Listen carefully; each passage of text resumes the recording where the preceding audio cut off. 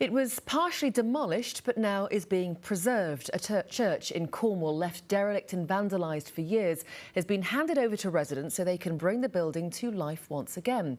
St Day Church hasn't been used for worship for more than 60 years, but there are now plans to turn it into a community arts centre. Eleanor Parkinson reports. This neglected, roofless church, described by the English poet Sir John Betjeman as an ecclesiastical toy fort, was built in 1828. But by the 1950s, it had been declared structurally unsound and was abandoned. But it wasn't always like that. When it was built, the diocese had had high aspirations for the church and the surrounding mining community. It was built very big because they thought St Day was going to become a big town because the mining was booming and everybody was optimistic.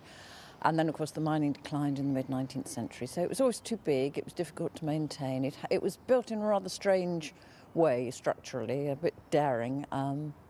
So it always had problems. There was a newspaper headline in 1875 that said St Day Church Tower is about to fall down. Well, it's still here. And because of the structural problems, the church was declared unsafe and sealed off in the 50s. The weather then took its toll and it was regularly vandalised. In 1985, some children got into the church. A pillar was moved and part of the roof collapsed. Because of fears the whole roof would come in, it was dynamited. It became the church that time forgot.